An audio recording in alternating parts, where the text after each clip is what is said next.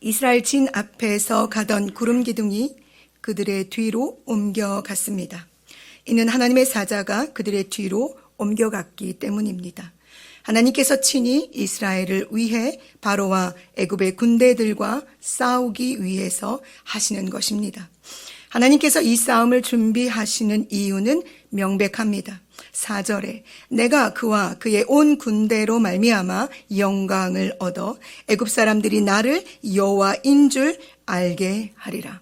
그래서 여호와께서는 계속해서 애굽 왕 바로의 마음을 완악하게 하시는 것입니다. 이는 마치 로마서 1장 28절에 또한 그들이 마음에 하나님 두기를 싫어하매 하나님께서 그들을 그 상실한 마음대로 내버려 두사 합당하지 못한 일을 하게 하셨으니 라는 말씀을 떠올리게 합니다.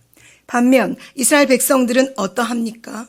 암탉이 제 새끼를 날개 아래 품듯이 낮에는 구름 기둥으로 밤에는 불 기둥으로 백성들을 지키시는 하나님의 임재, 그 놀라운 증거를 그들은 직접 눈으로 보고 있습니다.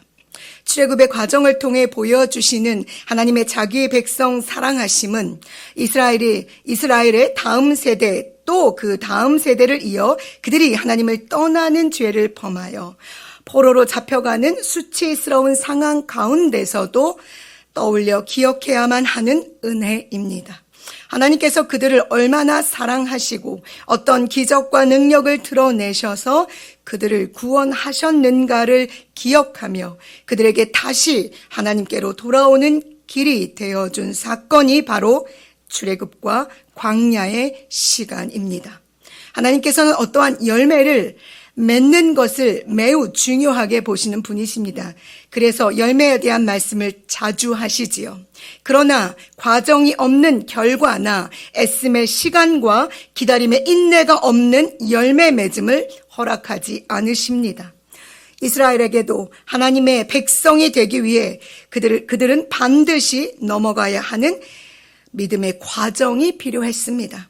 그 시작이 바로 애굽을 나와 광야로 걸음을 옮기는 것이었습니다. 그들은 반드시 사흘길을 걸어 익숙한 자신의 삶의 자리를 벗어나야만 합니다. 이제 담대함으로 한 걸음 뗀 그들을 애굽의 병거와 군대가 쫓아오고 있습니다. 기억하십시오. 이 또한 하나님께서 바로를 완악하게 하심으로 일어난 일이라는 사실을 말입니다. 이때 이스라엘 백성들이 보인 반응은 두려움에 여호와께 부르짖습니다. 그러나 동시에 모세에게 가서 불평과 불만을 토해내고 있습니다. 그들은 분명히 두려웠을 것입니다. 앞에는 홍해가, 뒤에는 군대가 그들을 향해 둘러싸고 있으니까요. 우리도 영적인 혹은 상황적인 두려움으로 인해 하나님께 부르짖어 기도하면서도 그 두려움으로부터 벗어나지 못하고 불평과 불만을 토해낼 때가 있으니까요.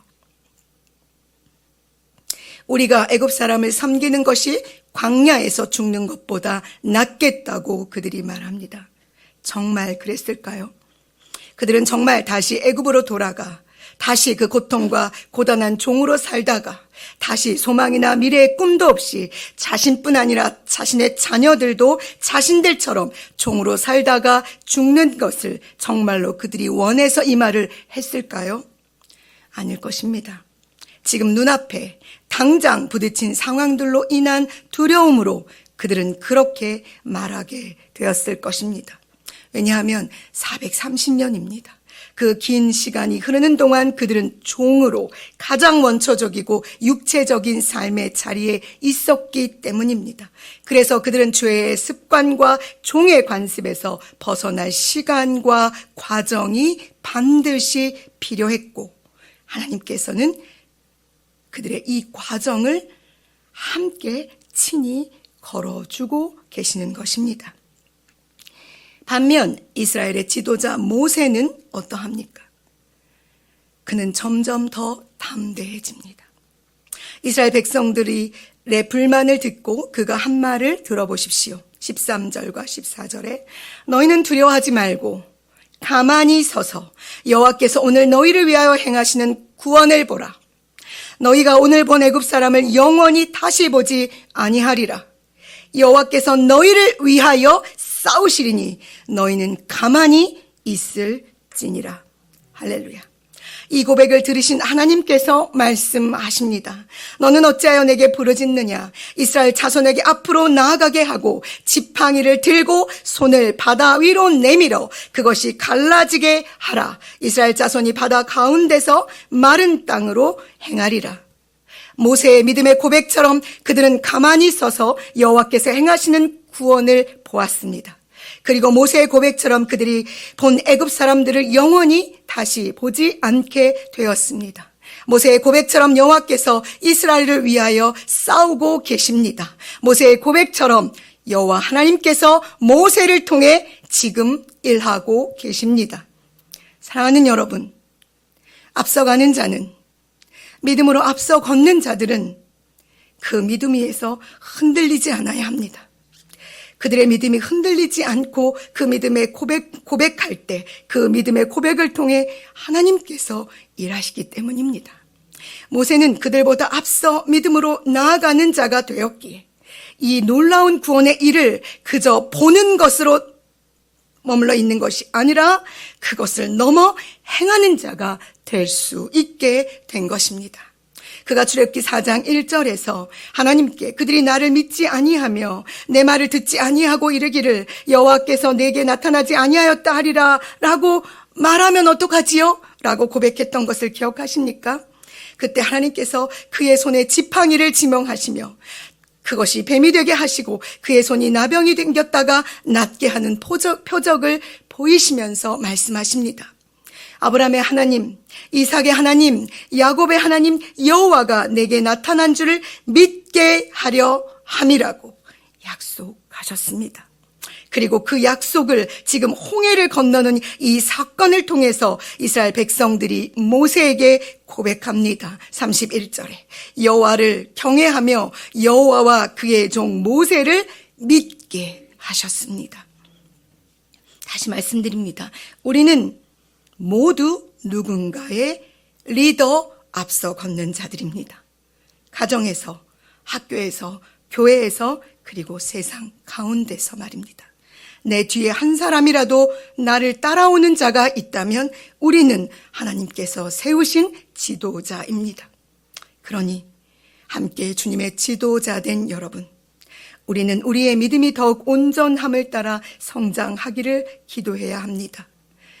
아울러 장성한 분량에 이르기를 힘써 기도하며 애써 그 모든 시간을 인내하셔야 합니다. 그래야 우리도 모세처럼 하나님의 크신 능력을 보는 것을 넘어 하나님과 함께 이 놀라운 구원의 역사를 행하는 자들이 될 수 있기 때문입니다. 기도하시겠습니다. 사랑하는 하나님, 우리를 어둠의 저 깊은 종의 자리에서 빼내셔서 하나님의 기이한 빛 가운데 살게 하신 것이 은혜입니다. 그저 우리가 이것을 보고 이 안에서 누리는 것으로 행복해하며 누리는 이 삶을 만족하는 자가 되지 않게 하여 주시옵소서. 우리도 모세처럼 보는 것을 넘어 하나님과 더불어 함께 우리의 믿음을 통해 놀랍고 크신 주님의 능력을 행하는 자들이 되게 하여 주시옵소서. 그러기 위해서 우리에게 믿음에 믿음을 더하여 주시옵소서. 흔들리지 않는 믿음을 주시옵소서. 주님, 견고하게, 성실하게, 정직하고 겸손하게 이 믿음의 길을 걷게 하여 주시옵소서.